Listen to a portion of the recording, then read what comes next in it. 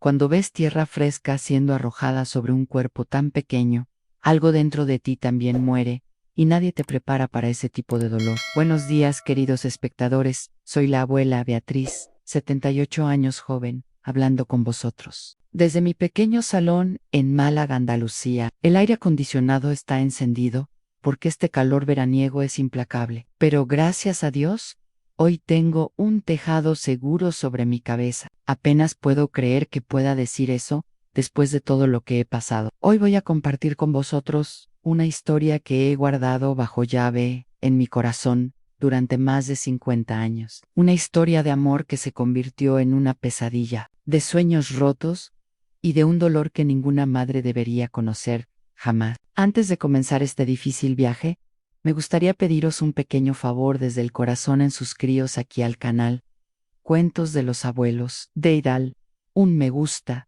no cuesta nada, y decidme en los comentarios desde qué rincón de España estéis. Esto me ayuda a seguir compartiendo mis historias y tal vez alertar a otras personas que podrían estar pasando por lo que yo pasé. La vida no es fácil, pero juntos somos más fuertes, ¿verdad? Nací en 1946 en una casa sencilla en Valencia, cuando la ciudad aún no era el lugar convulso en que se convertiría más tarde. Mi padre trabajaba en una fábrica textil, un hombre honesto que salía de casa antes del amanecer y regresaba después del anochecer. Mi madre era costurera y me enseñó el arte de la aguja y el hilo desde muy joven. Beatriz, siempre decía, con una aguja en la mano, nunca pasarás hambre. Y tenía razón. Fue esta habilidad la que me proporcionó el sustento durante muchos años. Éramos 5 hermanos, todos apretados en esa casa de 2 dormitorios. No teníamos mucho, pero nunca faltaba comida en la mesa,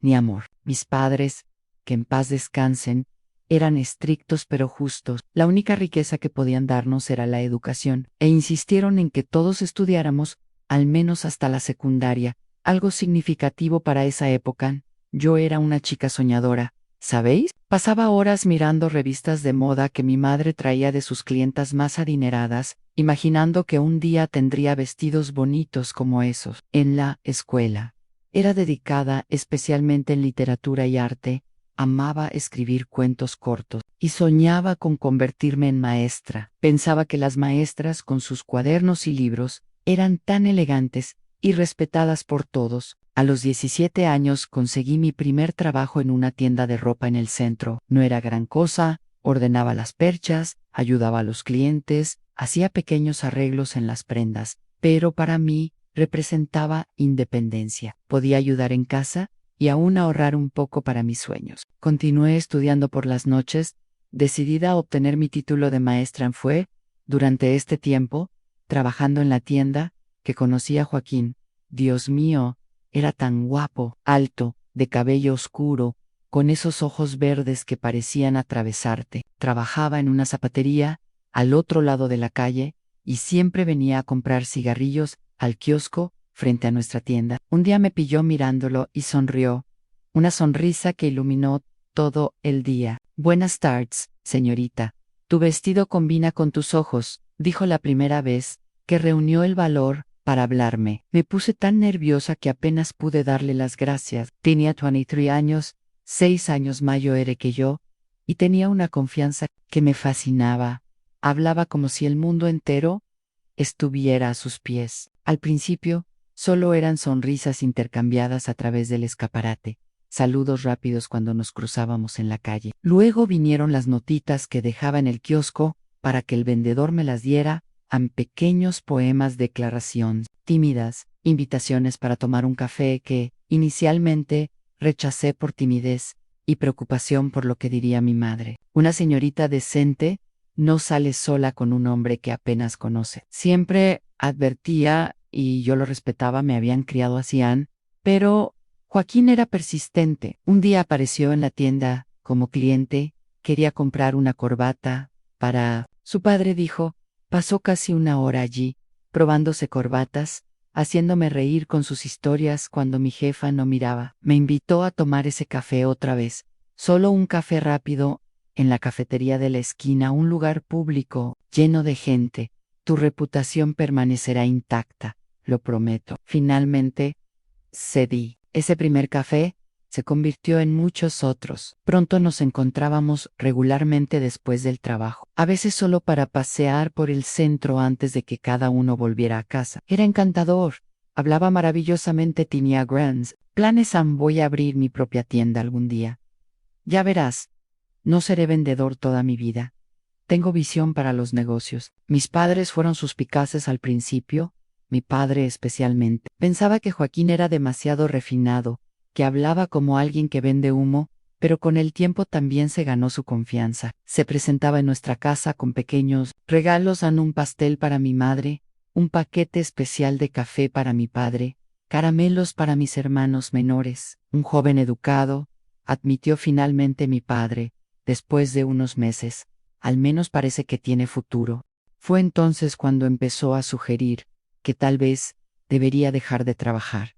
Llegas tan cansada todos los días, Beatriz, y mira cuánto gastas en transporte, casi no queda nada de tu salario. Resistí esta idea. Amaba enseñar, amaba a mis alumnos. Era más que un trabajo, era una vocación. Pero la presión seguía aumentando. Joaquín ahora llamaba a la escuela varias veces al día para verificar si estaba bien. Los otros maestros comenzaron a mirarme de forma extraña. La directora me llamó para hablar a Beatriz. Tu esposo parece muy atento. ¿Está todo bien en casa? Me sonrojé de vergüenza. Por supuesto, señora Vilches. Solo se preocupa mucho. Ya sabes cómo es. No parecía convencida, pero no insistió. En esos días, los problemas matrimoniales eran asuntos privados. Nadie se entrometía. Fue durante este periodo que quedé embarazada por primera vez. La alegría fue inmensa. Finalmente tendríamos nuestro primer hijo. Joaquín parecía radiante. Volvió a ser ese hombre cariñoso del principio, mimándome, preocupado por mi bienestar. Ahora definitivamente tendrás que dejar ese trabajo, dijo, pero de una manera tan amorosa que no parecía una orden. Nuestro bebé necesita una madre descansada, bien alimentada, y después del parto, el bebé te necesitará a tiempo completo. Y así, cuando completé 3 meses de embarazo, renuncié a la pequeña escuela. Fue uno de los días más tristes de mi vida. Mis alumnos hicieron tarjetas de despedida. La directora me abrazó fuerte y susurró en las puertas. Siempre estarán abiertas para ti, Beatriz. No lo olvides. Los meses siguientes fueron pacíficos. Joaquín realmente se esforzó por hacerme feliz. Traía frutas frescas que anhelaba, masajeaba mis pies hinchados por la noche. Hablaba con la barriga que crecía. Por un tiempo pensé que había recuperado. Al hombre del que me enamoré, comenzamos a preparar la habitación del bebé. Joaquín trabajaba horas extras para comprar la cuna. El Moisés, yo cosía ropita, bordaba paños, hacía patucos. Éramos felices, verdaderamente felices, o al menos yo lo era. En el 7º mes de embarazo, recibí la noticia de que mi padre había sufrido un ictus. Estaba en el hospital en estado grave. Cuando se lo dije a Joaquín, esperaba que lo dejara todo y me llevara a ver a mi padre de inmediato. En cambio, frunció el ceño. No es bueno que te alteres en tu estado. Beatriz, piensa en el bebé. Esperemos mejores noticias antes de visitar. Pero Joaquín, es mi padre. Podría ser la última vez que lo vea con vida. Exactamente por eso. La emoción podría hacerte daño. Causar un parto prematuro es demasiado arriesgado. Intenté discutir, suplicar, pero fue inflexible. No me llevaría al hospital y no me dejaría ir sola, por el bien del bebé. Pasé toda la noche llorando, rezando, para que mi padre resistiera hasta que pudiera verlo. 3 días después, recibimos la noticia. A mi padre había fallecido sin que pudiera despedirme. Fue la primera vez que odié a Joaquín, que sentí una ira profunda y amarga, pero estaba tan dependiente de él, financieramente y emocionalmente, que tragué ese sentimiento. Después de todo, solo estaba cuidándome a mí y al bebé, ¿verdad? Al menos eso me repetía a mí misma en el funeral, que Joaquín finalmente me permitió asistir. Mi madre notó algo. Beatriz, ese moretón en tu brazo. ¿Qué pasó? Rápidamente bajé la manga de mi vestido para cubrirlo. A nada, mamá. Me golpeé con el armario de la cocina. No le conté sobre la discusión de la noche anterior. Cuando Joaquín me sujetó el brazo con fuerza para evitar que saliera sola, a comprar flores para el velatorio. No le conté sobre cómo había comenzado a usar la fuerza física para calmarme cuando me ponía demasiado emocional, porque en ese momento, con un bebé a punto de nacer y un padre recién enterrado, lo último que quería era admitir que había cometido un error terrible al casarme con Joaquín, que ese hombre encantador se había transformado en un monstruo controlador, que estaba atrapada en una jaula dorada que se hacía más pequeña cada día. Pero lo peor aún estaba por llegar, y nada, absolutamente nada, podría haberme preparado para lo que sucedería después de que naciera nuestro hijo. Nuestro hijo. Miguel nació en una calurosa noche de enero de 1967. Fueron casi 20 horas de parto sola en esa fría sala del hospital público. En esos días, los maridos no podían acompañar el parto. Esperaban en la sala de espera, fumando y paseando de un lado a otro. Cuando finalmente escuché el fuerte llanto de mi pequeño, fue como si el mundo entero se hubiera detenido. Nunca olvidaré cuando la enfermera colocó ese pequeño bulto rojo y llorando en mis brazos, tan pequeño, tan perfecto, con los ojos verdes de su padre y mi nariz respingona. Joaquín entró a vernos casi una hora después.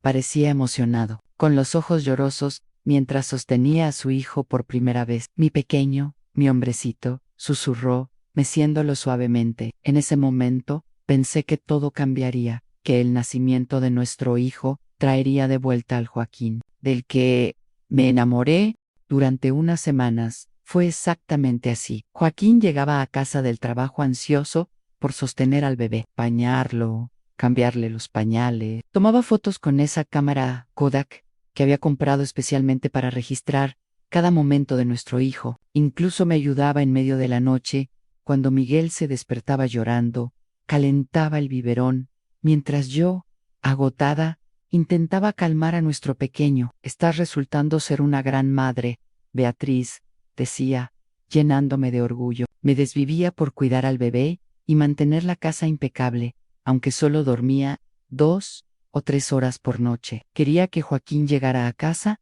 y encontrara todo perfecto, la cena lista, el bebé limpio y sonriendo, yo arreglada, esperándolo en la puerta como en esas revistas femeninas que hojeaba en la peluquería, pero, gradualmente, el cansancio se acumuló. Miguel tenía cólicos terribles que lo hacían llorar durante horas.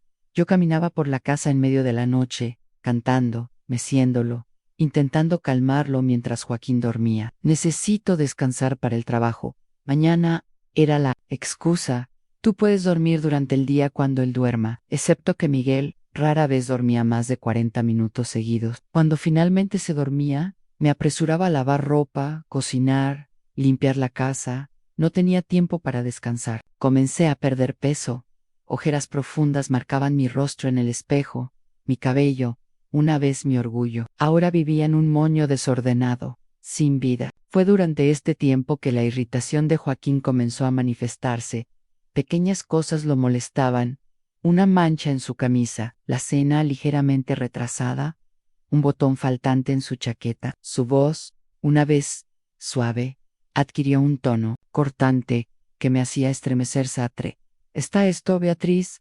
¿No tuviste todo el día para limpiar la casa? El bebé no paró de llorar. Joaquín, apenas pude ducharme hoy. Arréglatelas, otras mujeres lo logran.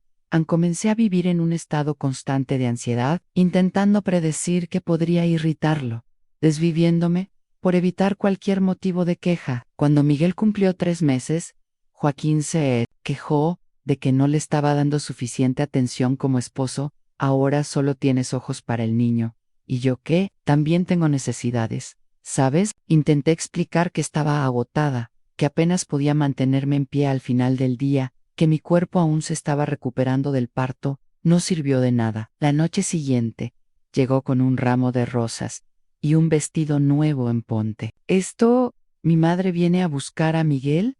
Vamos a salir a cenar, pero es demasiado pequeño para estar lejos de mí, y está con la lactancia. Ya compré leche de fórmula. Te vendrá bien salir de esta casa un poco, arreglarte como mujer, en lugar de parecer una ama de casa descuidada. Esas palabras me dolieron profundamente, pero tragué mis lágrimas.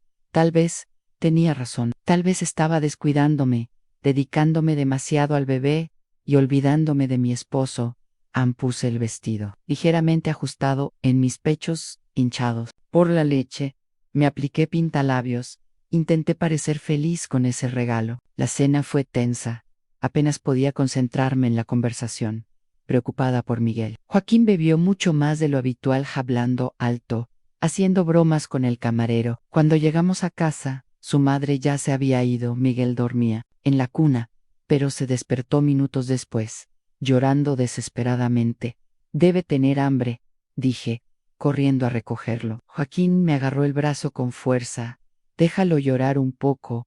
Necesitamos terminar nuestra noche. Low Q. Pasó después, aún me duele recordarlo. Mientras mi hijo lloraba en la habitación de al lado, Joaquín exigió sus derechos de esposo. Fue rápido, doloroso, humillante. Cuando finalmente me dejó ir al bebé, Miguel estaba morado de tanto llorar, su pañal empapado, rechazando el biberón de fórmula que su abuela había dejado. Esa noche marcó un cambio definitivo en nuestro matrimonio. Joaquín comenzó a exigir que fuera esposa antes que madre.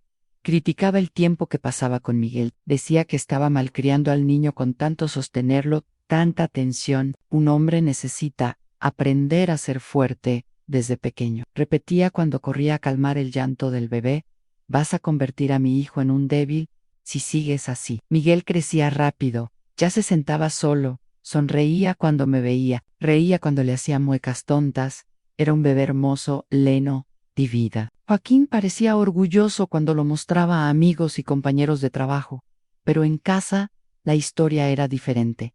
Le molestaba el ruido, los juguetes desperdigados, la atención que el bebé exigía en este niño. Solo sabe llorar. No soporto este ruido. Fue durante uno de estos estallidos de ira que golpeó a Miguel por primera vez. Nuestro hijo tenía 8 meses. Estaba aprendiendo a gatear y tiró un cenicero lleno al suelo del salón. Joaquín, que estaba viendo fútbol en la televisión, se levantó de un salto y dio una bofetada fuerte en la manita del bebé, lo suficientemente fuerte como para dejar una marca. El llanto de dolor y susto de mi hijo fue como un cuchillo en mi pecho. Corrí a recogerlo, pero Joaquín me apartó de un empujón. Déjalo aprender. Necesita saber que hay consecuencias cuando hace algo mal. Es solo un bebé, Joaquín. No entiende lo que hizo. ¿Y seguirá sin entender? Sí, sigues mimándolo todo el tiempo. Esa noche, cuando Joaquín finalmente se durmió, saqué a Miguel de la cuna y lo llevé a la cocina, sentándome en la pequeña mesa, con mi hijo acurrucado en mi regazo. Pensé por primera vez en irme, volver a la casa de mi madre, empezar de nuevo, cualquier cosa para proteger a mi hijo de este hombre que ya no reconocía.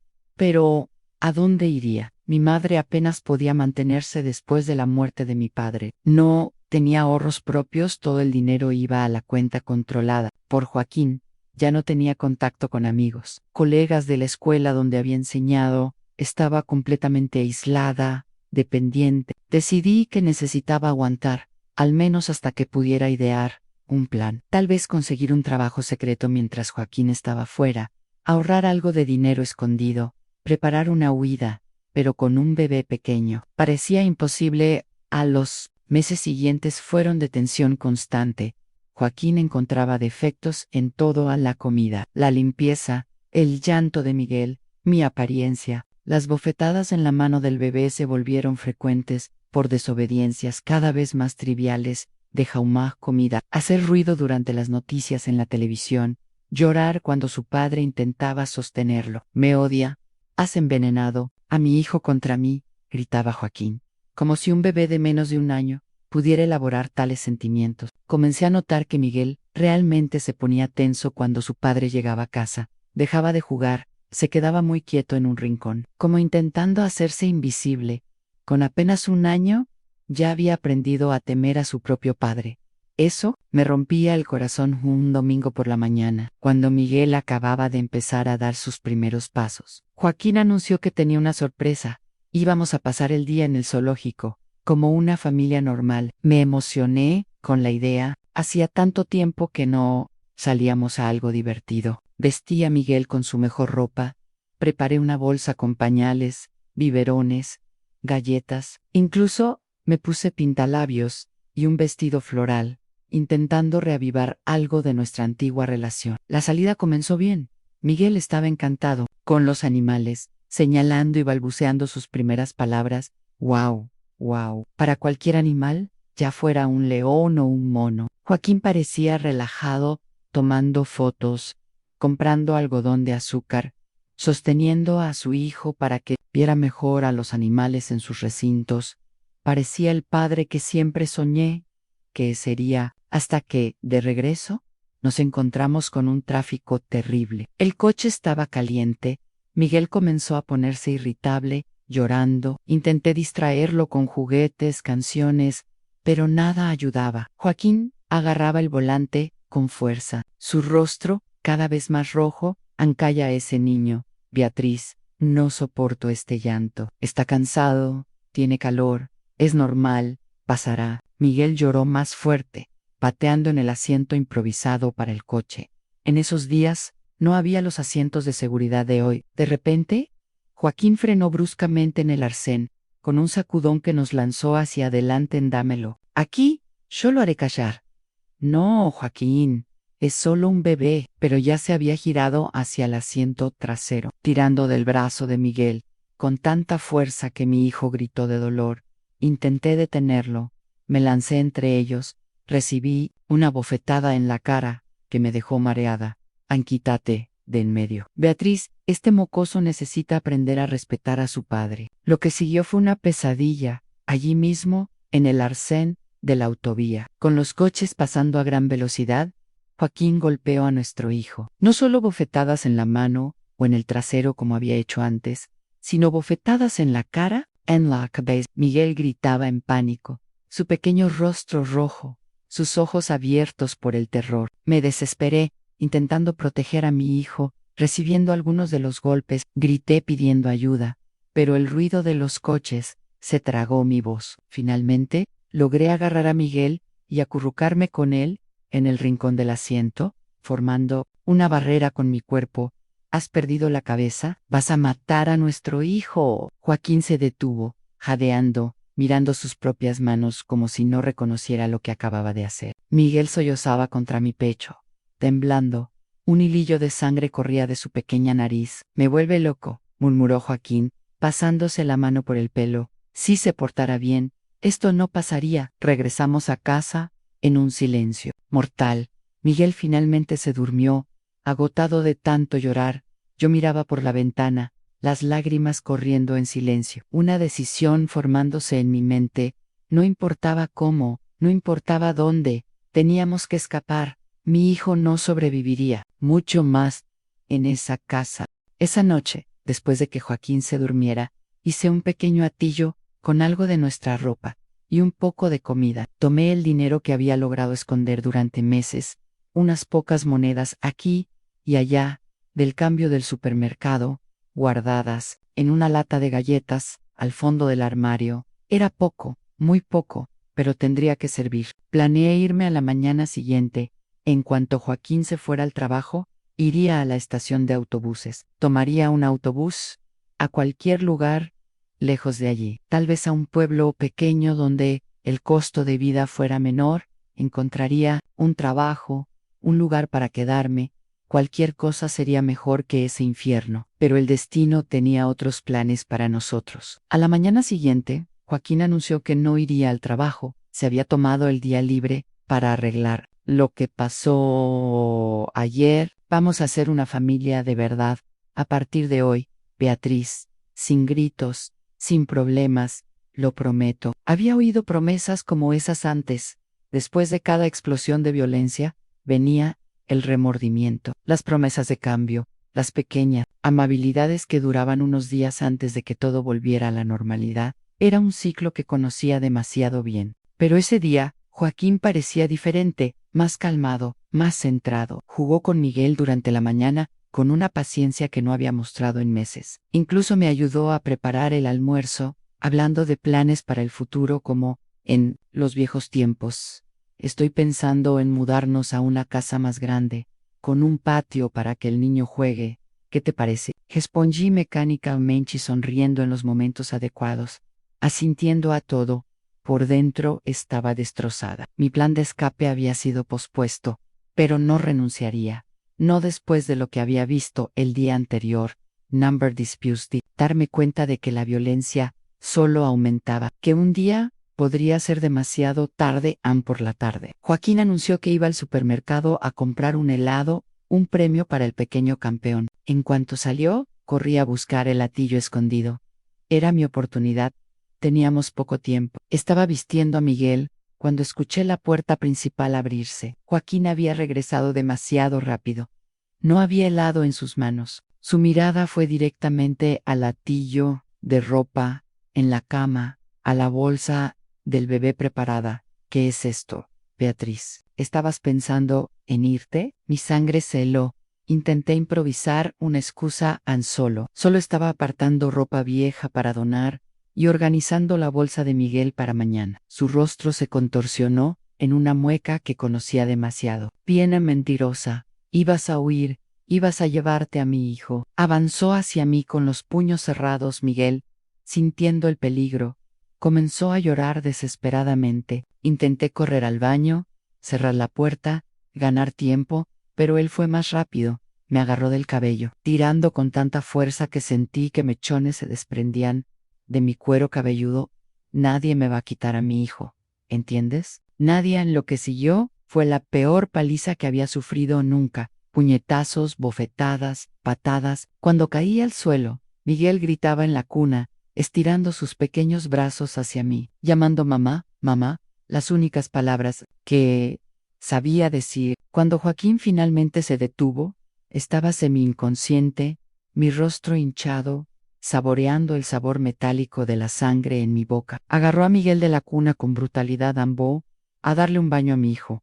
Y cuando vuelva, quiero este desastre limpiado y la cena lista. ¿Entendido? Asentí débilmente, sin fuerzas para hablar. Escuché la puerta del baño cerrarse, el agua comenzó a correr, Miguel seguía llorando, pero el sonido pronto se amortiguó. Con un esfuerzo sobrehumano, me arrastré hasta el teléfono en el salón. Mis manos temblaban tanto que apenas podía marcar. Llamé al único número que sabía de memoria, además del de mi madre, el de mi antigua directora, la señora Wild. Ella había dicho que las puertas siempre estarían abiertas para mí. Esperaba desesperadamente que no fuera solo una frase de despedida educada. Hola. La voz familiar al otro lado de la línea me dio un destello de esperanza. Señora Vilches, mi voz era solo un susurro ronco. Ayúdeme, va a matar a mi hijo. No pude decir nada más. Escuché un ruido viniendo del baño, que me heló el alma. Ya no era llanto, sino sonidos de asfixia, de lucha. Solté el teléfono y me arrastré por el pasillo, mi cuerpo protestando de dolor. Con cada movimiento, la escena que encontré en el baño me perseguirá hasta el día que muera. Si me has seguido hasta aquí, felicidades por ser un espectador leal, aquí, en Cuentos de los Abuelos. Vamos a darte la oportunidad de ganar más de 1000 euros. Participar es muy fácil. Solo dale un me gusta a este video y comenta con qué ciudad naciste. Tengo curiosidad por leer todos vuestros comentarios. Cuando abrí esa puerta del baño, el mundo pareció detenerse. Joaquín estaba inclinado sobre la bañera, sosteniendo a Miguel bajo el agua. Mi hijo se debatía, sus pequeños ojos abiertos por el terror, burbujas de aire escapando de su pequeña boca. El agua, que debería haber sido tibia y acogedora, estaba helada. Descubrí después que había llenado la bañera con agua fría para calmar al mocoso ruidoso. No sé de dónde saqué la fuerza, mi cuerpo estaba destrozado por los golpes, pero algo primitivo, ese instinto de madre que supera cualquier dolor físico, me hizo avanzar como una leona. No pensé, solo actué. Agarré la lámpara de cerámica que estaba en la repisa del baño y golpeé a Joaquín en la cabeza con toda la fuerza que pude reunir. Se tambaleó hacia atrás, sorprendido, soltando a Miguel. Sumergí mis brazos en el agua helada y saqué a mi hijo. Sus labios estaban azules, tosiendo y vomitando agua, pero respirando, vivo, gracias a Dios, vivo. Mujer loca, ¿qué crees que haces? Joaquín se estaba recuperando del golpe. La sangre corría de un corte en su sien, Sus ojos ya no eran humanos, eran como los de un animal rabioso, inyectados en sangre sin rastro del hombre que alguna. Bésame, apreté a Miguel contra mi pecho e intenté correr hacia la puerta, pero él fue más rápido. Me agarró el brazo con fuerza, torciéndolo hasta que grité de dolor. Miguel lloraba, empapado y helado, temblando contra mí. No te vas a ninguna parte con mi hijo, ¿entendido? A ninguna parte. En ese momento, escuché lo que parecía el sonido más dulce del mundo en sirenas, acercándose, y luego, fuertes golpes en la puerta principal. Policía, abran la puerta. El rostro de Joaquín se transformó. El odio dio paso al pánico. Soltó mi brazo y retrocedió, mirando alrededor como un animal acorralado. ¿Qué hiciste, Beatriz? ¿A quién llamaste? Los golpes en la puerta se hicieron más fuertes. Abran, ahora, o la derribaremos. Joaquín parecía indeciso entre continuar la agresión o intentar escapar. Aproveché este momento de vacilación para correr con Miguel al salón, gritando por ayuda con lo que quedaba de mi voz. A la puerta se dio con un estruendo. 2 policías entraron, con las armas desenfundadas. Detrás de ellos, para mi sorpresa, estaba la señora Vilches, mi antigua directora, su rostro contorsionado por el horror al verme en ese estado. Dios mío, Beatriz, ¿qué te ha hecho? Colapsé en el suelo, aún sosteniendo a Miguel contra mi pecho. Solo entonces me di cuenta de que mi hijo estaba demasiado quieto. Miré su pequeño rostro, sus labios aún tenían un tono azulado, su respiración débil e irregular. Mi Bibi, ayuden a mi bebé, fue todo lo que pude decir antes de que la oscuridad me envolviera. Desperté en el hospital, todo mi cuerpo dolorido, vendas y apósitos por todas partes. Lo primero que hice fue preguntar por Miguel. La enfermera intentó calmarme, diciendo que el médico vendría a hablar conmigo, pero insistí tanto que finalmente cedió. Tu hijo está en la UCI pediátrica, está estable, pero hubo complicaciones por el agua que tragó y por el tiempo sin oxígeno adecuado. Supliqué verlo, incluso con las protestas del equipo médico. Me arrastré por los pasillos hasta encontrar a mi pequeño, conectado a tubos y máquinas que parecían engullirlo, tan pequeño en esa cama de hospital, tan frágil en los médicos. Usaron términos que apenas entendía: neumonía por aspiración, hipoxia cerebral, estado crítico, pero estable. Pasé días junto a esa cama, rezando como nunca antes había rezado. Le hablaba a Miguel todo el tiempo, le contaba cuentos, cantaba las canciones que le gustaban, le suplicaba que luchara, que volviera a mí. Fue allí, en esa UCI, con el olor a desinfectante y el constante pitido de las máquinas, que la policía vino a tomar mi declaración. Conté todo desde el principio del matrimonio, cómo el comportamiento de Joaquín cambió gradualmente, las agresiones que se volvieron peores, hasta el terrible momento en el baño. Cada palabra parecía arrancar un pedazo de mi alma, pero sabía que necesitaba hablar. Necesitaba asegurarme de que ese monstruo nunca se acercara a mi hijo otra vez. Fue detenido en el acto, informó el agente, un hombre de mediana edad, con ojos amables que contrastaban con su uniforme intimidante. Con tus lesiones documentadas y el estado del niño, debería permanecer detenido hasta el juicio. Sentí un alivio momentáneo, pronto reemplazado por una preocupación más urgente. La recuperación de mi hijo Miguel permaneció en la UCI y durante casi 3 semanas. Cuando finalmente fue trasladado a una habitación normal, los médicos me llamaron para una conversación seria.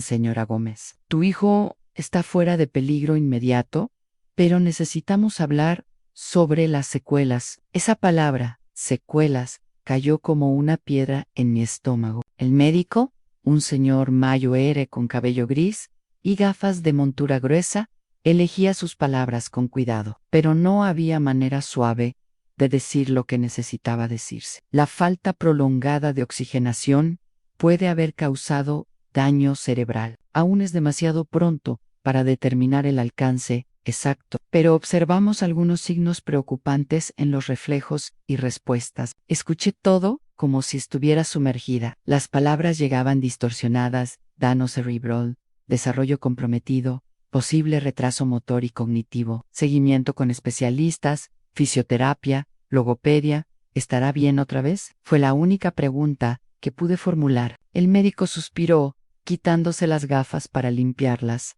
un gesto que parecía más una forma de ganar tiempo para elegir sus siguientes palabras. El cerebro infantil tiene una capacidad increíble para la recuperación y la adaptación. Pero sería irresponsable de mi parte prometer una recuperación completa. Tu hijo necesitará cuidados especiales, mucha paciencia y amor. En ese momento, hice una promesa silenciosa a Miguel y a mí misma, dedicaría cada segundo de mi vida a ayudar a mi hijo a superar esto. Si necesitaba mover montañas, las movería. Si necesitaba luchar contra el mundo entero, lucharía. Cuando finalmente nos dieron el alta, no teníamos a dónde ir, nuestra casa estaba precintada, parte de la investigación criminal. Joaquín permanecía en prisión, pero su familia, que rara vez nos visitaba antes, ahora aparecía exigiendo derechos. Sobre Miguel, mi suegra incluso insinuó que yo era la culpable por provocar a su hijo hasta que perdió la cabeza. Fue la señora Vilches quien nos salvó otra vez. Ofreció la habitación de invitados de su casa hasta que pudiera reorganizarme por el tiempo que sea necesario. Beatriz, no estás sola en esto. Los meses siguientes fueron una batalla constante. Acompañé a Miguel en interminables sesiones de varias terapias en fisioterapia para fortalecer los músculos que habían perdido tono, logopedía para estimular el habla que había retrocedido, terapia ocupacional para reaprender habilidades. Cada pequeño progreso se celebraba como una gran victoria en paralelo. Enfrenté el proceso penal contra Joaquín. Tuve que revivir cada momento de esa pesadilla, ahora ante jueces, fiscales, abogados. Su defensa lo intentó todo, afirmando que estaba exagerando, que era una madre emocionalmente inestable, que el accidente en el baño fue mi culpa por dejar a un bebé solo, con un padre inexperto. El juicio se prolongó durante casi un año. Al final, las pruebas eran demasiado irrefutables. Las marcas en el cuerpo y la mente de Miguel hablaban por sí mismas. Joaquín fue condenado por intento de homicidio y agresión, con una sentencia que parecía insuficiente dado el daño que había causado, pero al menos significaba que estaríamos a salvo durante los próximos años. Mientras tanto, con la ayuda de la señora Vilches, conseguí un trabajo como asistente en la misma escuela donde había enseñado. No era un puesto de maestra. Mi tiempo y energía estaban principalmente dedicados a Miguel, pero me permitió tener un ingreso, reconstruir algo de independencia. La escuela incluso adaptó mis horarios para que pudiera llevar a mi hijo a las terapias. An Miguel tenía apenas 2 años cuando solicité el divorcio. En esos días, en 1969, el divorcio no era algo sencillo ni bien visto por la sociedad. Las mujeres divorciadas cargaban un estigma, eran vistas con sospecha, como si hubieran fallado de alguna manera. Pero ya no me importaba lo que la gente pensara. Mi única preocupación era asegurar la seguridad y el bienestar de mi hijo. Los desafíos que enfrentamos eran enormes. Miguel tenía dificultades significativas. Tardó mucho más que otros niños en volver a caminar. Su habla estaba limitada a pocas palabras. Tenía ataques de pánico cuando veía agua en bañeras o piscinas, pero también tenía un espíritu luchador que me sorprendía a diario. Su sonrisa, esa sonrisa que iluminaba los ojos verdes heredados de su padre, regresaba con mayor frecuencia. Poco a poco, construimos una nueva vida. Alquilé un apartamento pequeño, pero acogedor, no lejos de la escuela donde trabajaba. Transformé la habitación de Miguel en un espacio estimulante, con colores vibrantes, juguetes educativos, todo diseñado para ayudar en su desarrollo. Aprendí técnicas de fisioterapia y logopedia para continuar los ejercicios en casa. Leí incansablemente sobre lesiones cerebrales, desarrollo infantil, métodos de enseñanza alternativos. Cuando Miguel cumplió 3 años, los médicos hicieron una reevaluación completa.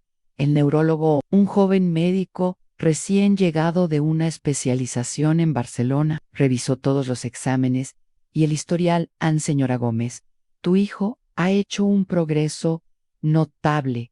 mucho más allá de lo que inicialmente esperábamos. Esas palabras fueron como una bomba para mi corazón agotado. Miguel aún enfrentaría desafíos, aún necesitaría terapias y seguimiento, pero la dedicación había dado frutos. Ahora hablaba frases cortas, podía correr, aunque con algo de desequilibrio. Mostraba interés en libros y dibujos. Esto se debe mucho más a tu dedicación que a cualquier intervención médica, añadió el médico. Lo que este niño necesitaba, además de los tratamientos, era exactamente lo que recibió en amor incondicional y estimulación constante en la vida. Siguió su curso. No fue fácil ser madre soltera de un niño con necesidades especiales en la España de los años 70. El prejuicio era doble, por estar divorciada y por tener un hijo diferente, pero encontré fuerza donde no sabía que existía, creando una armadura contra las miradas curiosas,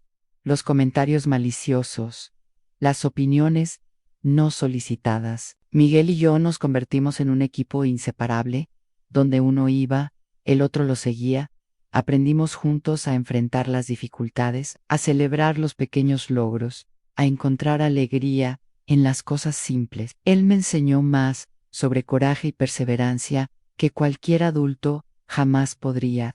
Cuando Joaquín estaba a punto de cumplir 5 años en prisión, recibí la noticia que más temía. Ana había obtenido una reducción de sentencia por buena conducta y sería liberado pronto. El pánico que sentí fue indescriptible, incluso con la orden de alejamiento que habíamos obtenido, incluso sabiendo que ya no tendría derechos parentales sobre Miguel. El miedo a que regresara para terminar lo que había comenzado me consumía. Fue durante este tiempo que tomé una decisión drástica. Necesitábamos desaparecer, mudarnos a otra ciudad, empezar de nuevo, donde nadie nos conociera, donde Joaquín no pudiera encontrarnos. Expliqué la situación a la señora Vilches, quien una vez más demostró ser un ángel en nuestras vidas.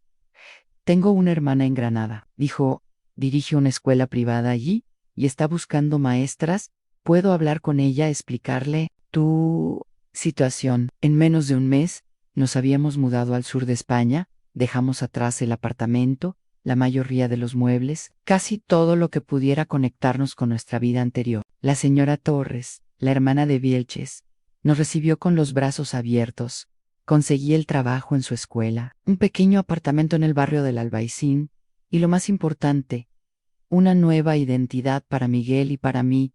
Beatriz Gómez y Miguel Gómez dejaron de existir oficialmente. Nos convertimos en Laura Jiménez y Pedro Jiménez. Nuevos documentos, nueva historia de fondo.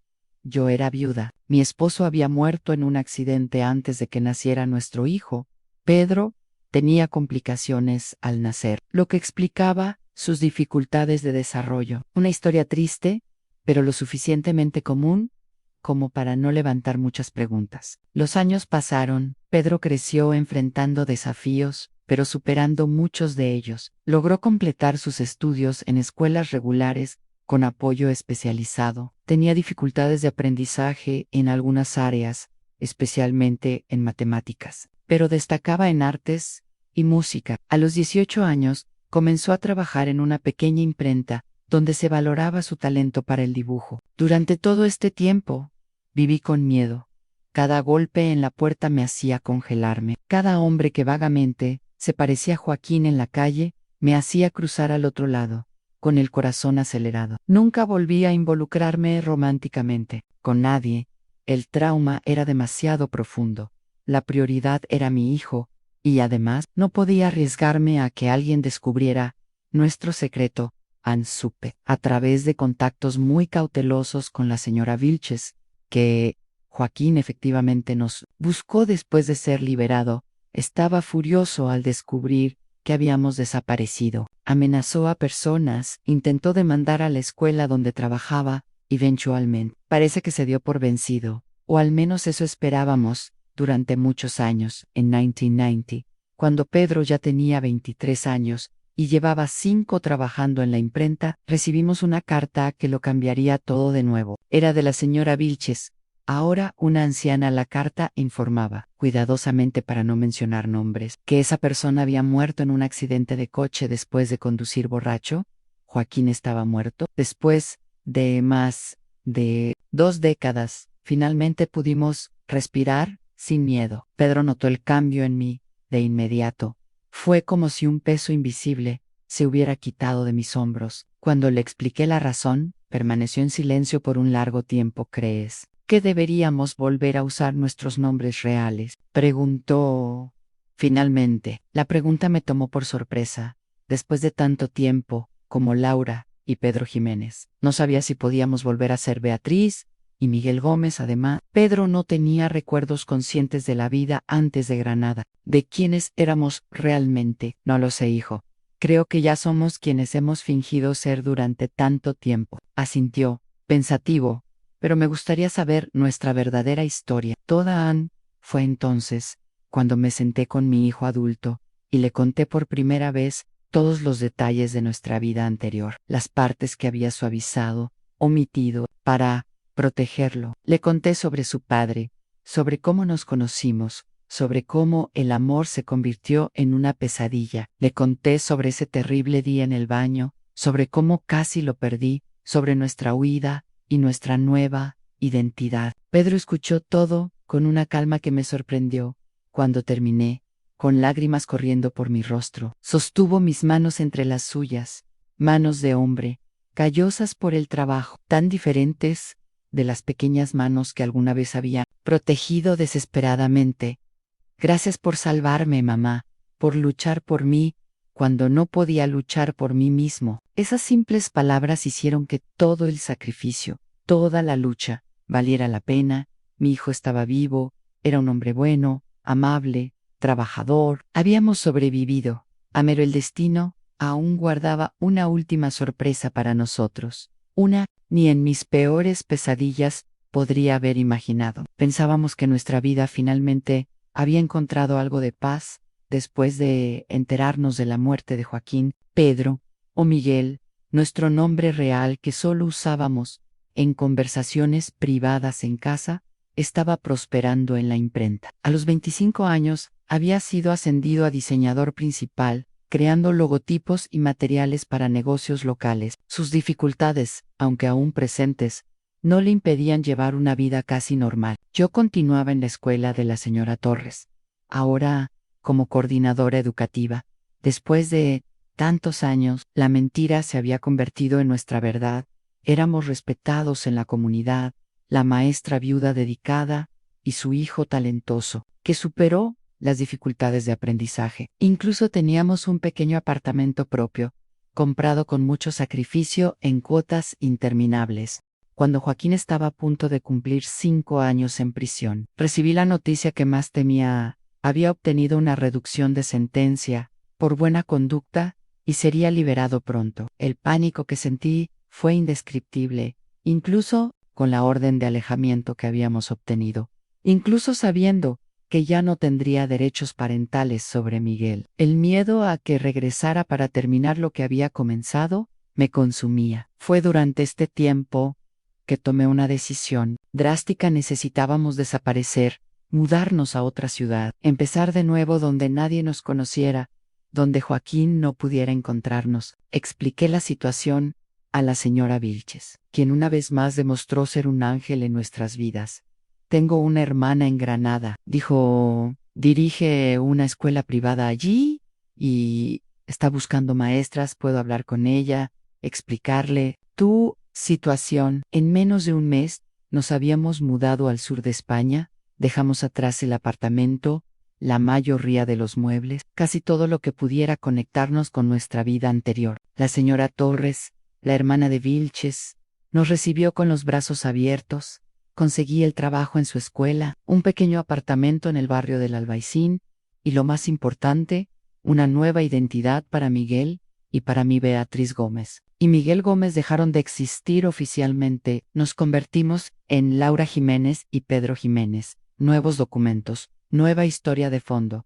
Anyor era viuda. Mi esposo había muerto en un accidente antes de que naciera nuestro hijo.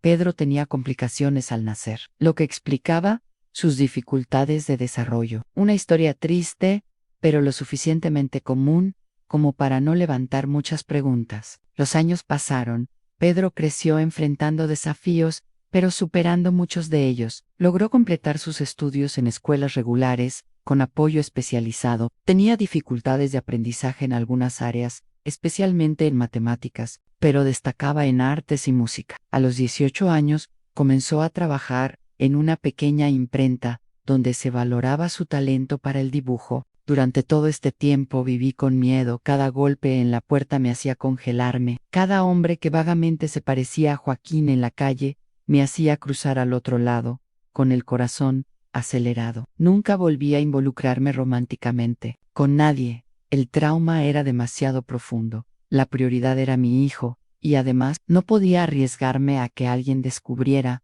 nuestro secreto. Supe, a través de contactos muy cautelosos, con la señora Vilches, que Joaquín efectivamente nos buscó después de ser liberado.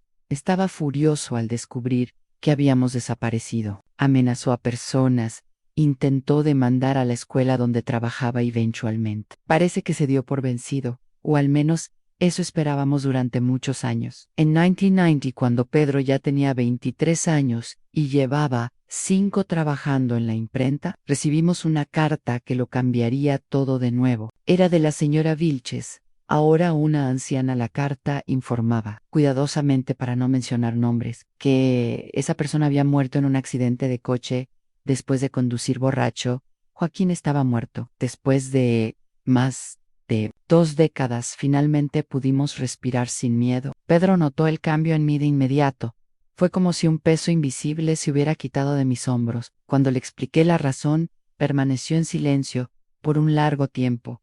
¿Crees que deberíamos volver a usar nuestros nombres reales?, preguntó finalmente. La pregunta me tomó por sorpresa. Después de tanto tiempo como Laura y Pedro Jiménez, no sabía si podíamos volver a ser Beatriz y Miguel Gómez. Además, Pedro no tenía recuerdos conscientes de la vida antes de Granada. ¿De quiénes éramos realmente? No lo sé, hijo.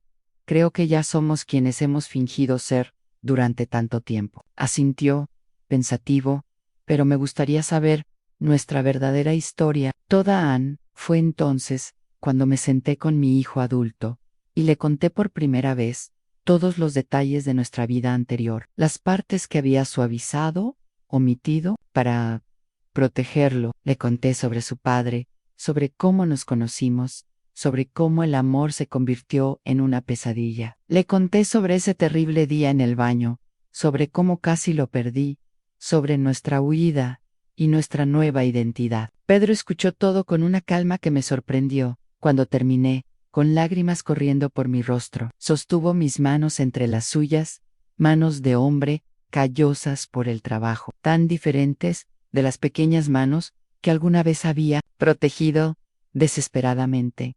Gracias por salvarme, mamá, por luchar por mí, cuando no podía luchar por mí mismo. Esas simples palabras hicieron que todo el sacrificio, toda la lucha, valiera la pena. Mi hijo estaba vivo, era un hombre bueno, amable, trabajador. Habíamos sobrevivido, pero el destino aún guardaba una última sorpresa para nosotros.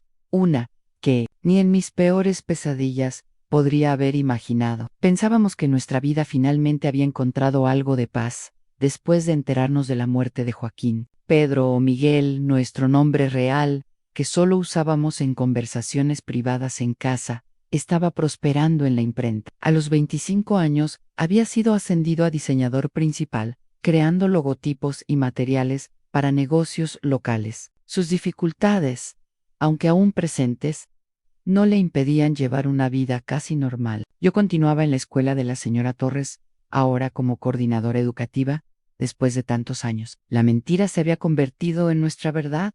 Éramos respetados en la comunidad, la maestra viuda dedicada y su hijo talentoso, que superó las dificultades de aprendizaje. Incluso teníamos un pequeño apartamento propio, comprado con mucho sacrificio en cuotas interminables. Del dormitorio salió otro hombre, más joven, con los mismos ojos fríos de la familia Navarro. Debía tener unos 30 años, la edad que tendría Joaquín cuando murió. El parecido era inquietante. Esto no tenía que pasar así, dijo el joven, mirando a Pedro tirado en el balcón. Reaccionó, intentó llamar a la policía, tuve que detenerlo. ¿Qué quieren?, pregunté, el cuchillo firmemente apuntado hacia ellos. mi cuerpo posicionado entre los intrusos y mi hijo. Herita, dinero. No tenemos nada de valor aquí. Ricardo rió. Un sonido seco. Sin humor. No, Beatriz. No queremos dinero. Queremos justicia. Destruiste a mi hermano. Destruiste a nuestra familia. Joaquín lo perdió todo. Su trabajo, su reputación, años de su vida en prisión. Y luego huiste con su hijo como una ladrona en la noche. Tu hermano intentó matar a nuestro hijo. Era un monstruo abusivo. Mentiras. Rugió, avanzando un paso. Joaquín era un buen hombre al que volviste loco con tus provocaciones. Tu neurosis nos lo contó todo. Cómo lo manipulaste. Cómo usaste al niño contra él. Era surrealista escuchar esa versión distorsionada de la realidad. Me di cuenta entonces de que no había manera de discutir con este hombre. Había pasado décadas alimentando un odio basado en las mentiras que Joaquín contó para justificar sus actos monstruosos. ¿Y qué pretenden hacer ahora? ¿Matarnos? La policía ya está en camino. Bluffy, señalando el teléfono descolgado. Por un momento, vi duda en sus ojos, pero luego Javier sonrió. Una sonrisa idéntica a la de su padre, que aún poblaba mis pesadillas. No, no vamos a mataros. Sería demasiado rápido. Lo que siguió ocurrió con una velocidad vertiginosa. Javier avanzó hacia mí mientras Ricardo rodeaba para llegar a Pedro. Logré asestarle un golpe en el brazo a Javier con el cuchillo, haciéndolo retroceder con un grito de dolor. Corrí hacia Pedro, intentando arrastrarlo dentro, lejos de Ricardo, pero era una lucha desigual. Ricardo me agarró del cabello, tirando con tanta fuerza que sentí que mi cuero cabelludo se desgarraría.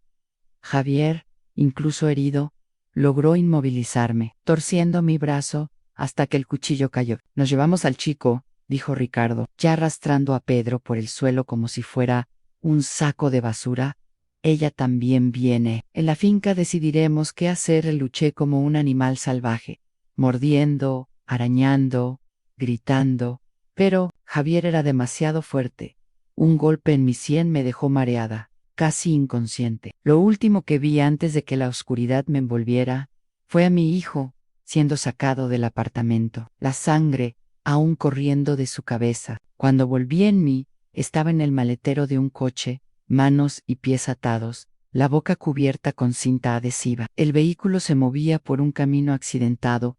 Cada sacudida enviaba olas de dolor a través de mi cuerpo magullado. Intenté orientarme, entender cuánto tiempo había estado inconsciente, a dónde íbamos, pero era imposible saberlo. Mis pensamientos estaban con Pedro. ¿Estaba vivo? ¿La herida en la cabeza era grave? ¿Necesitaba atención médica urgente? ¿Y si estaba sangrando por dentro? ¿Y si tenía otra lesión cerebral? Después de todo lo que ya había superado en la vida, el coche finalmente se detuvo. Después de lo que pareció una eternidad, escuché voces apagadas, puertas abriéndose y cerrándose. Luego, el maletero se abrió, dejando entrar el aire frío de la noche. Estábamos en el campo, lejos de cualquier luz de ciudad. El cielo estrellado habría sido hermoso en cualquier otra circunstancia. Bienvenida a tu nuevo hogar, dijo Ricardo, sacándome bruscamente del maletero, al menos por los próximos días, hasta que decidamos qué hacer con vosotros. Miré alrededor desesperadamente buscando a Pedro. Lo vi siendo arrastrado desde otro coche por Javier. Aún inconsciente, al menos estaba vivo. Podía ver su pecho subiendo y bajando con su respiración. Nos llevaron a una casa de campo sencilla, aislada en medio de la nada, por la oscuridad y las luces lejanas que podía ver. Imaginé que estábamos en alguna zona rural, en las afueras de Granada. Dentro de la casa, nos arrojaron a una pequeña habitación, sin ventanas, que parecía haber sido preparada específicamente para mantenernos prisioneros, a un colchón viejo en el suelo. Un cubo en un rincón. Nada más. La puerta era sólida, con varios cerrojos por fuera. Ricardo arrancó la cinta de mi boca, con un tirón que se llevó piel. Con ella grita, todo lo que quieras. Nadie te escuchará aquí. En cuanto nos dejaron solos, me arrastré hacia Pedro, aún atada, verificando sus signos vitales. Su respiración era más regular ahora, pero la herida en la cabeza me preocupaba demasiado. Había dejado de sangrar, formando una costra gruesa y oscura, pero sin tratamiento adecuado. El riesgo de infección era enorme. Pedro, susurré, presionando mi rostro contra el suyo. Pedro, despierta por favor, hijo. Abre los ojos. Después de varios minutos de intentar, fui recompensada. Con un gemido débil, sus ojos se abrieron lentamente, desenfocados al principio, hasta que logró reconocerme a mamá, que ¿dónde estamos? Sheache, no te esfuerces, respondí, las lágrimas corriendo por mi rostro, mientras intentaba explicar la situación de la manera menos aterradora posible, pero no había forma de suavizar la verdad. Habíamos sido secuestrados por los parientes de Joaquín, y nuestras perspectivas no eran buenas durante las horas siguientes. Trabajamos juntos para intentar aflojar nuestras ataduras. Pedro, incluso herido y débil, logró sentarse, y usamos nuestras espaldas para intentar deshacer los nudos. Fue un proceso lento y doloroso, la cuerda cortando nuestra piel, pero la alternativa, esperar pasivamente lo que sea que tuvieran planeado para nosotros, no era una opción. Finalmente, después de lo que pareció una eternidad, logré aflojar las manos de Pedro. Con sus dedos libres, rápidamente desató el resto de mis cuerdas, y luego liberé sus pies. Estábamos sueltos, pero aún atrapados en esa habitación, sin ventanas, con una puerta maciza cerrada desde fuera. Pedro estaba pálido, con una mirada febril. La herida en la cabeza claramente se estaba infectando. Necesitábamos salir de allí urgentemente. Necesitamos un plan. Susurré, examinando cada centímetro de la habitación en busca de una posible salida o algo que pudiera servir como arma. La habitación estaba prácticamente vacía, pero descubrí que una de las tablas del suelo estaba suelta. Con esfuerzo, logré arrancarla. No era mucho, pero era un trozo de madera con una punta relativamente afilada, mejor que nada. Pasamos toda la noche despiertos, alerta a cualquier sonido, preparándonos para la primera oportunidad de escapar. Pedro estaba visiblemente empeorando, alternando entre periodos de lucidez y confusión. La fiebre aumentaba y ocasionalmente temblaba de frío a pesar del calor sofocante de la habitación sin ventilación. Si logramos salir de aquí, murmuró durante un momento de claridad, promete que no volveremos a huir y escondernos. Promete que enfrentaremos esto, que acabaremos con esto de una vez por todas. Asentí, sosteniendo su mano caliente. Por la fiebre, lo prometo, hijo, nunca volveremos a vivir con miedo. El amanecer llegó trayendo consigo sonidos de movimiento por toda la casa. Me posicioné junto a la puerta, la tabla firme en mis manos, lista para atacar en cuanto alguien entró. Pedro estaba sentado en el colchón, demasiado débil para ponerse de pie, pero decidido a ayudar de cualquier manera que pudiera. Escuché el sonido de los cerrojos abriéndose. Tomé una respiración profunda, preparándome. Era nuestra única oportunidad. La puerta se abrió, y Javier entró, llevando una bandeja con lo que parecía pan y agua. Antes de que pudiera reaccionar, lo golpeé con todas mis fuerzas en la cabeza. Se tambaleó, aturdido, dejando caer la bandeja. No le di oportunidad de recuperarse. Golpeé una y otra vez hasta que cayó al suelo, inconsciente o peor. No me detuve a verificar. Vamos. Llamé a Pedro. Ayudándolo a levantarse, se apoyó en mí, apenas capaz de caminar. Salimos a un pasillo oscuro, escuchando voces provenientes de lo que parecía ser la cocina. Ricardo no estaba solo, había al menos una persona más en la casa. Caminamos lo más silenciosamente posible por el pasillo, buscando la salida. Pedro pesaba cada vez más contra mí, sus piernas cediendo bajo su peso. La infección estaba ganando rápidamente. Encontramos la puerta trasera y la abrimos con cuidado. El amanecer nos recibió con un paisaje rural, compas de pasto, un camino de tierra a lo lejos, sin casas vecinas visibles. Estábamos realmente aislados. Tenemos que correr, susurré, prácticamente cargando a Pedro ahora. Hacia ese bosque de allí, podemos escondernos y luego llegar al camino. Apenas habíamos dado unos pasos fuera, cuando escuché un grito furioso. Desde dentro de la casa, habían descubierto nuestra huida, y el estado de Javier. Se escaparon Coge la escopeta. Esas palabras me dieron una fuerza que no sabía que poseía. Prácticamente llevé a Pedro corriendo por los campos hacia el pequeño bosque que había divisado. Detrás de nosotros, escuché la puerta golpear y pasos pesados. «Pagarás por esto», gritó Ricardo, su voz cargada de odio. «Pagarás caro». Llegamos al borde del bosque. Cuando escuché el primer disparo, el estruendo de la escopeta desgarró el silencio de la mañana, haciendo que los pájaros volaran asustados de los árboles. La bala pasó lejos, pero el segundo disparo llegó inmediatamente después, impactando en un árbol cerca de nosotros, astillas de madera volando. «Mamá, déjame», murmuró Pedro, casi inconsciente. «Vete sola, más rápido». «Nunca», respondí, arrastrándolo hacia el denso bosque. «Nunca te dejaré otra vez. Hijo, saldremos de esto juntos». El bosque nos ofrecía algo de protección, dificultando que Ricardo apuntara, pero también hacía nuestra huida más lenta, con ramas y raíces para tropezar, especialmente cargando a Pedro, que ahora estaba prácticamente inconsciente. Después de lo que pareció una eternidad, arrastrándonos por la vegetación, escuché el sonido más dulce del mundo en agua corriente. Un arroyo cortaba el bosque, y donde había agua, podía haber un sendero, tal vez un camino, tal vez gente. Seguimos el curso del agua, ya no escuchando los gritos ni los disparos detrás de nosotros. Habían desistido, o solo nos estaban rodeando, tomando otro camino. El arroyo nos llevó a un pequeño camino de tierra, donde, para mi sorpresa y alivio absoluto, vi un viejo camión de leche estacionado. El conductor, un anciano con un sombrero de paja, miró asombrado cuando emergimos del bosque, yo arrastrando a mi hijo semi-inconsciente, ambos cubiertos de tierra, sangre y hojas. «Por el amor de Dios, señora, ¿qué pasó?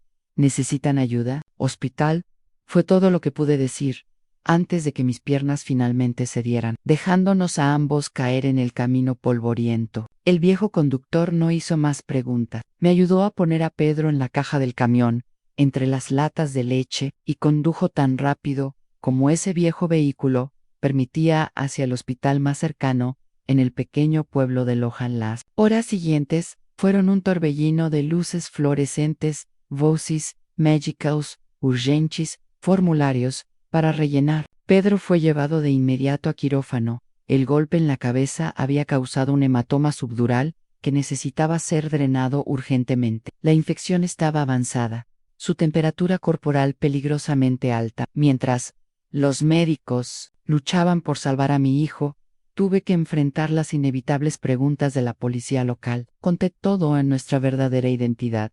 La historia con Joaquín, hace décadas, la repentina aparición de Ricardo y su hijo, el secuestro, nuestra huida desesperada. «Señora, ¿está diciendo que fueron retenidos cautivos en una finca cerca de aquí?», preguntó el comisario, un hombre de mediana edad, con una expresión escéptica. «¿Y que estos hombres son parientes de su exmarido, que murió hace...?» Sí, entendí su escepticismo. La historia parecía absurda, producto de una mente perturbada, pero las pruebas estaban allí a nuestras heridas, las marcas de cuerda en nuestras muñecas y tobillos, el estado crítico de Pedro. «Tienen que encontrarlos», insistí, «no se rendirán, seguirán cazándonos». En el comisario prometió investigar, pero podía ver en sus ojos que no me creía del todo. Después de todo, sin una dirección exacta de la finca, ¿cómo encontrarían el lugar? Y aunque lo encontraran, Ricardo y su hijo probablemente ya habrían huido. Pasé 3 días junto a la cama de Pedro en la UCI, durmiendo en sillas incómodas, comiendo solo cuando las enfermeras insistían. Los médicos no eran optimistas, incluso habiendo sobrevivido a la cirugía. La infección se había extendido causando septicemia, o su cuerpo, ya debilitado por las antiguas secuelas, luchaba con dificultad. En la noche del tercer día, tuve que salir de la habitación brevemente para hablar con el comisario, que había regresado con noticias, no queriendo dejar a Pedro solo. Pedí a la enfermera que se quedara con él hasta que volviera. Ella aceptó, diciendo que aprovecharía para cambiar el suero y verificar los signos vitales. En el comisario me esperaba en la recepción. Ahora con una expresión muy diferente a la anterior en señora Gómez, encontramos la finca que describió. Había signos de ocupación reciente, pero nadie allí, sin embargo, dudó, como eligiendo sus palabras. Encontramos el cuerpo de un hombre joven, enterrado en la propiedad, aparentemente muerto hace unos días, con una lesión en la cabeza que coincide con la descripción que diste de la pelea en el apartamento. Sentí un escalofrío recorrerme la espalda. Javier estaba muerto, lo había matado en esa huida desesperada, incluso en defensa propia, incluso para proteger a mi hijo.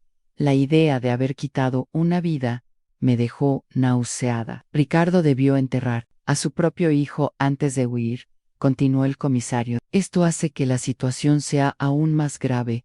Ahora tiene aún más razones para querer vengarse. Apenas había procesado esta información cuando un alboroto en el pasillo captó nuestra atención, gritos, carreras, el sonido de la alarma de emergencia. Mi corazón se congeló al instante.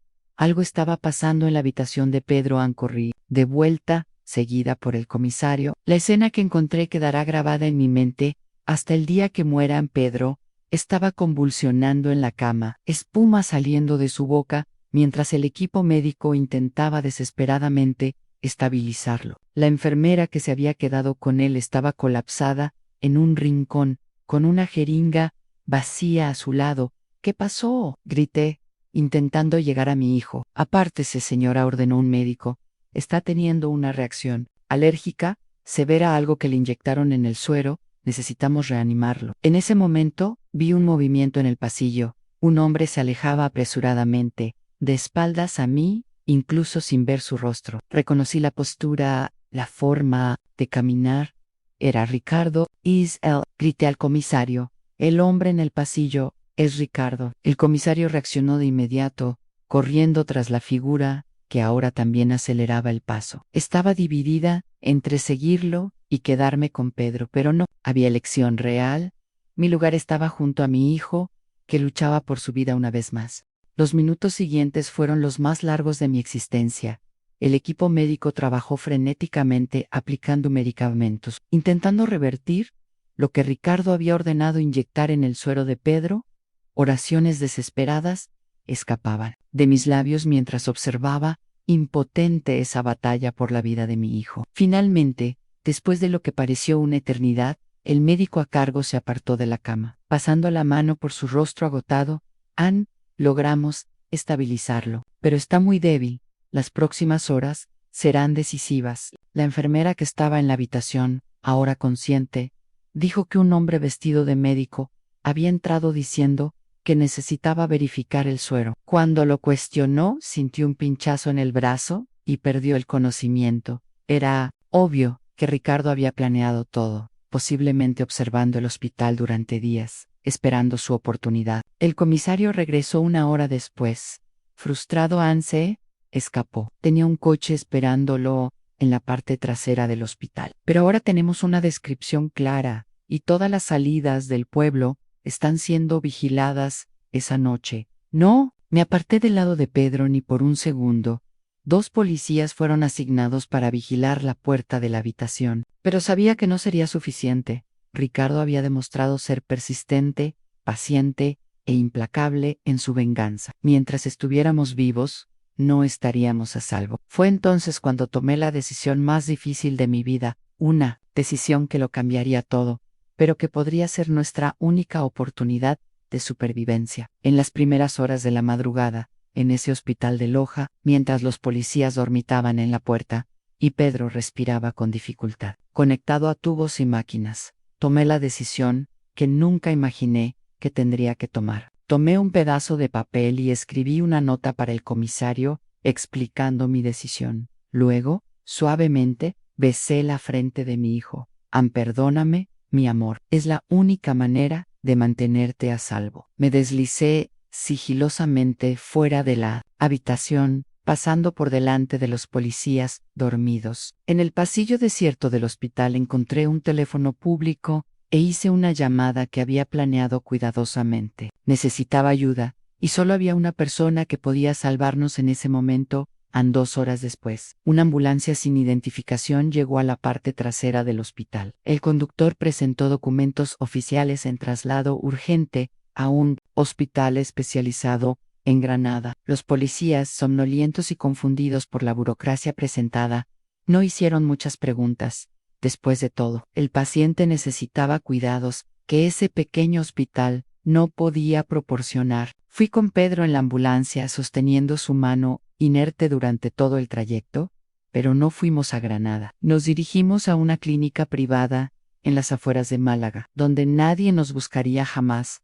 Una clínica cuyo director le debía un gran favor a la señora Vilches, quien movió cielo y tierra para ayudarnos cuando recibió mi llamada desesperada. El paciente no existe oficialmente, explicó el doctor Martín cuando llegamos. Sin registros, sin historial, a todos los efectos, nunca pasaron por aquí. Así fue como Miguel Gómez o Pedro Jiménez desaparecieron del mapa una vez. En el hospital de Loja, la policía solo encontró mi nota. Necesitamos desaparecer para sobrevivir. No nos busquen, algún día lo entenderán.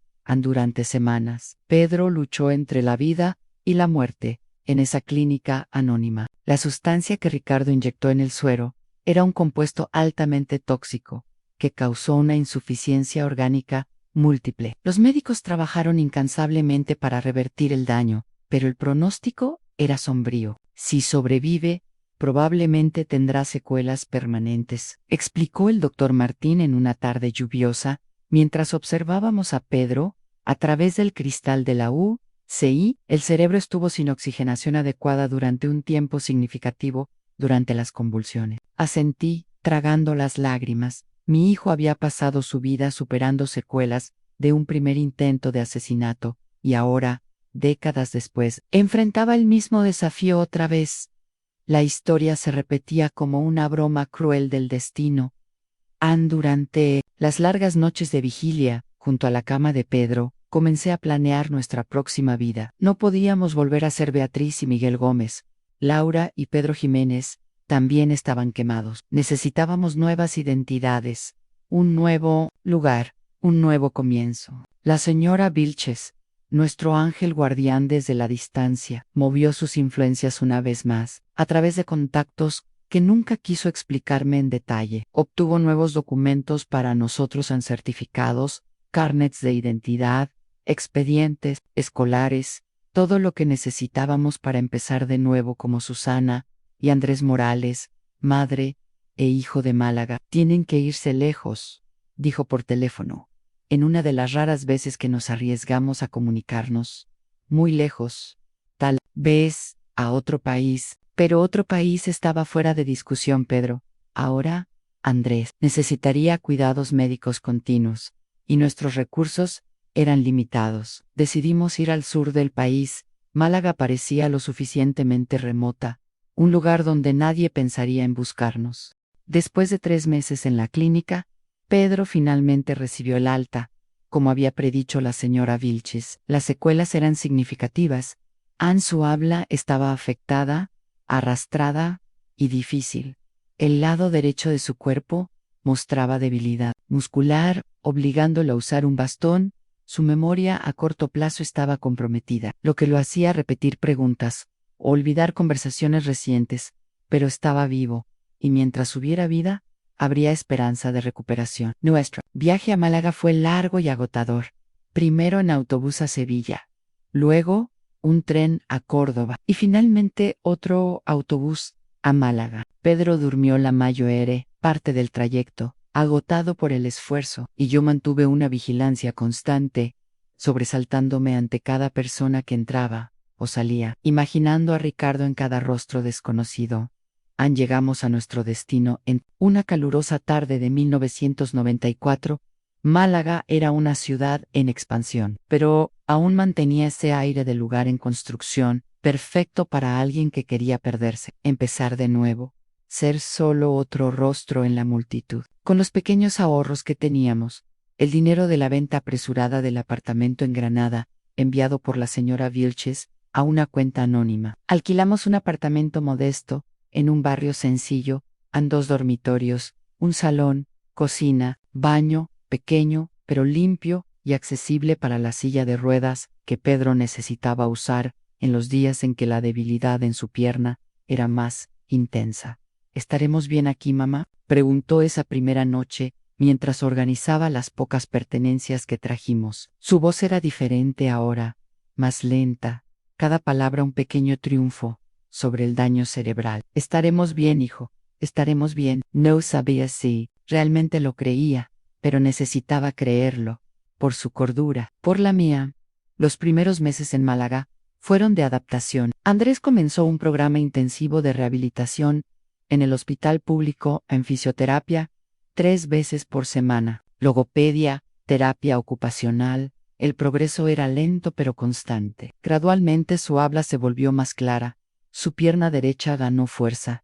La independencia regresó en pequeños logros diarios. Conseguí un trabajo en una escuela primaria local, no como maestra, sino como asistente administrativa. El salario era mínimo, pero complementado con la pequeña pensión por discapacidad que conseguimos para Andrés, era suficiente para sostener nuestra vida sencilla. Por las noches, después de que Andrés se durmiera, dejaba que el miedo regresara, verificaba cada cerradura 2, 3 veces, comprobaba las ventanas, dormía con un cuchillo bajo la almohada.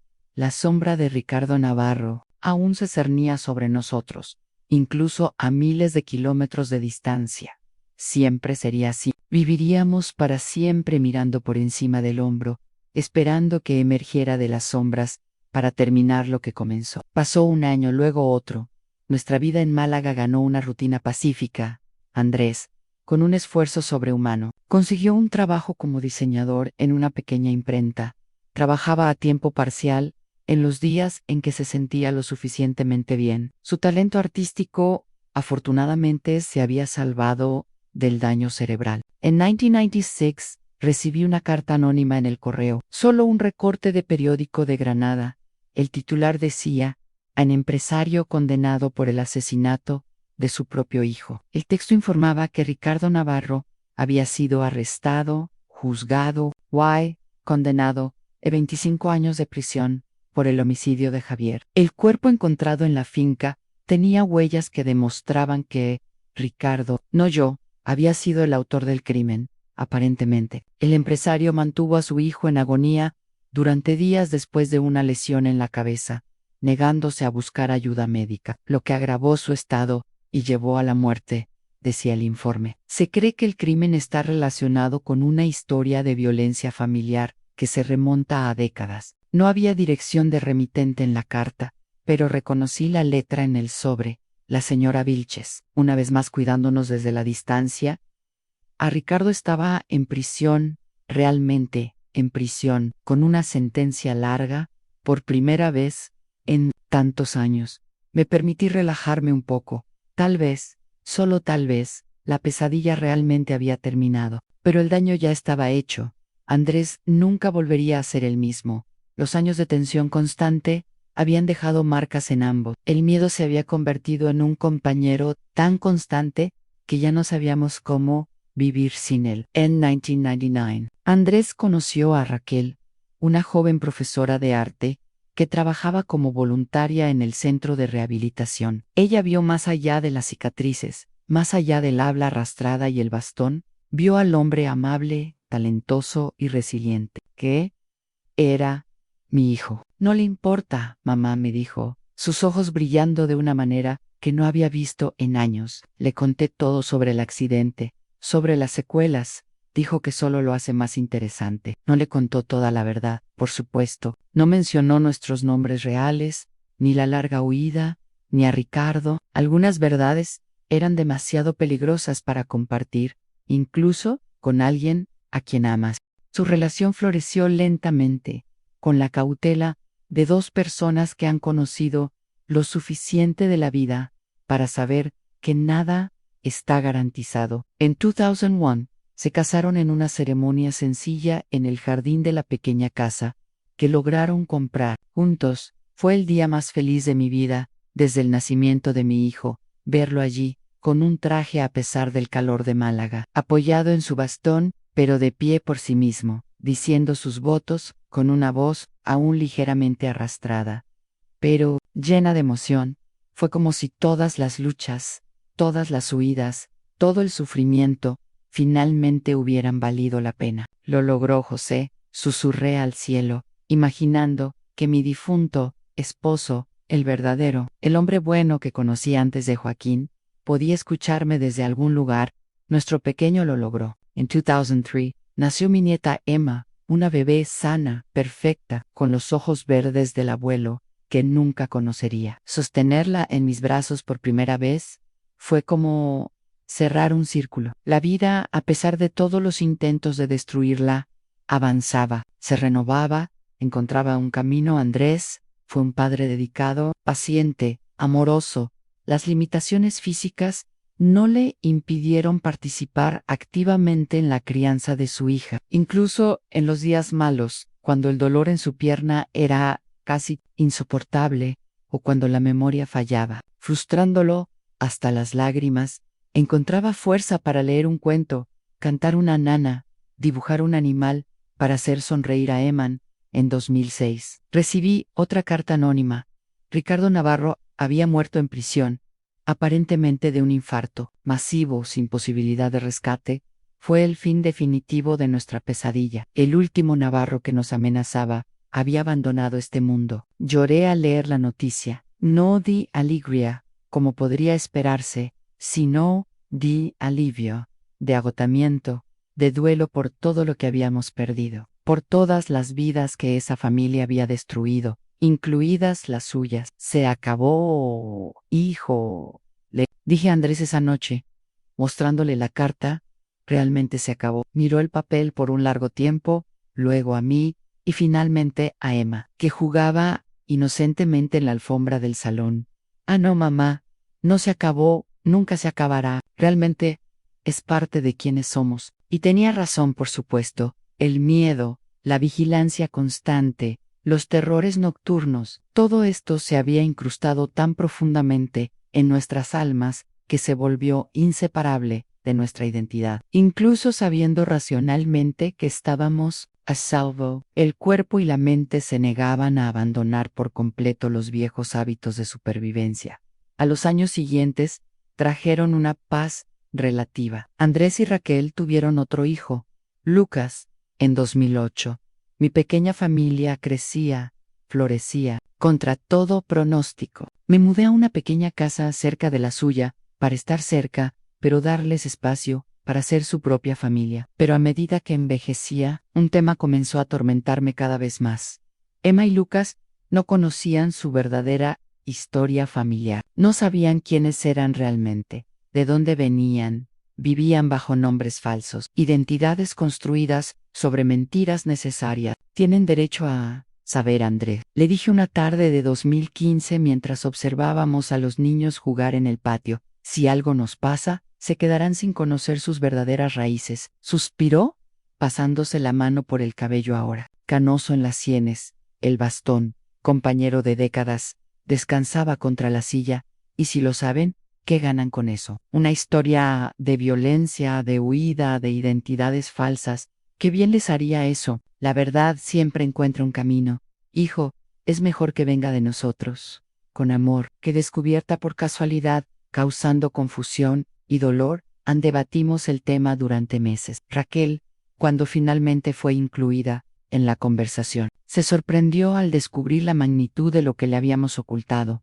Pero después de la sorpresa inicial, fue ella quien más apoyó la idea de revelar todo a los niños, de una manera adecuada a su edad, por supuesto, sin los detalles más. Oscars, en 2018, en una reunión familiar cuidadosamente planeada, contamos parte de la historia a Emma, ahora de 15 años, y a Lucas, de 10. Hablamos sobre la necesidad de cambiar de nombres para escapar de personas malas, sobre cómo habíamos viajado por España para encontrar un lugar seguro. Mantuvimos los detalles más violentos para el futuro, cuando fueran más maduros para entender. Entonces, ¿mi verdadero nombre no es Emma Morales?, preguntó mi nieta, con los ojos muy abiertos. Tu nombre es Emma, aseguró Andrés. Eso nunca fue una mentira y es Quioners, independientemente del apellido. Los niños absorbieron la revelación con la sorprendente resiliencia de la juventud. Para ellos era casi como una historia de aventuras, huidas secretas, nuevas identidades, villanos derrotados, la realidad del trauma. el miedo constante, la violencia que casi destruyó a nuestra familia aún era incomprensible para sus mentes jóvenes, y tal vez eso era lo mejor. En 2020, cuando la pandemia golpeó a España, enfrentamos nuevos desafíos. Andrés, con su complicado historial médico, era de alto riesgo. El aislamiento forzado trajo de vuelta viejos traumas, la sensación de confinamiento, de peligro inminente, de amenaza invisible. Fueron meses difíciles, reviviendo fantasmas que pensábamos que estaban domesticados. Fue durante este periodo, encerrados en casa con demasiado tiempo para pensar, que decidí que nuestra historia necesitaba ser contada. No solo para nuestra familia, sino para otras personas que podrían estar pasando por lo que nosotros pasamos. El ciclo de abuso, la huida desesperada, la reconstrucción de una vida desde los escombros, cuando las restricciones se aliviaron y pudimos reunirnos de nuevo. Presenté la idea a Andrés. Inicialmente, se resistió a es demasiado peligroso, mamá, y doloroso desenterrar todo esto. No necesitamos usar nombres reales. Podemos cambiar detalles, pero la esencia, la verdad de lo que vivimos, esto puede ayudar a otras personas a encontrar la fuerza para salir de situaciones similares. Después de mucha reflexión, estuvo de acuerdo, con una condición solo, después de que me haya ido, no quiero revivir todo esto otra vez. Respeté su deseo, por supuesto, pero comencé a escribir de todos modos, en secreto, páginas y páginas de recuerdos dolorosos, detallando cada momento de nuestro viaje. Fue como drenar un veneno que había corrido por mis venas durante décadas, doloroso pero también purificador. En enero de 2024, mi hijo, mi guerrero, mi sobreviviente, finalmente encontró el descanso que merecía. Un ictus lo tomó mientras dormía, pacíficamente, sin sufrimiento.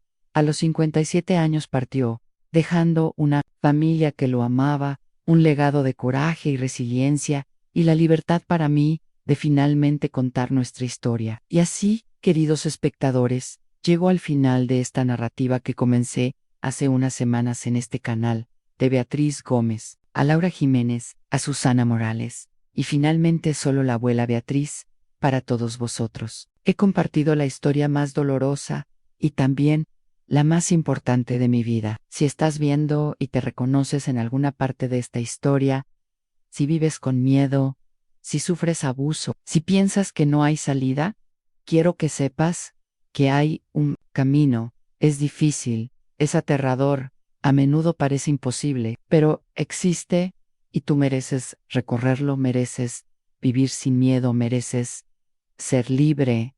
A hoy, a los 78 años, miro hacia atrás y veo una vida marcada por tragedias inimaginables, pero también por una fuerza que no sabía que poseía. Veo los rostros sonrientes de mis nietos, la vida que mi hijo logró construir a pesar de todo, y sé que, de alguna manera, ganamos. No fue una victoria limpia ni completa, llevamos cicatrices que nunca sanarán por completo, pero ganamos. Si te gustó este video, por favor dale un me gusta y suscríbete a Cuentos de los Abuelos. Comparte con cualquiera que pueda necesitar escuchar esta historia. Y no olvides comentar abajo y decirme en qué ciudad naciste. Me encanta leer vuestros comentarios y conectarme con todas estas personas maravillosas. Un gran abrazo de esta abuela que aprendió de la manera más dura que mientras haya vida, hay esperanza. Mientras respiramos, podemos empezar de nuevo. Y que a veces, de las cenizas de las peores tragedias, nace la fuerza que no sabíamos que teníamos. Hasta el próximo video.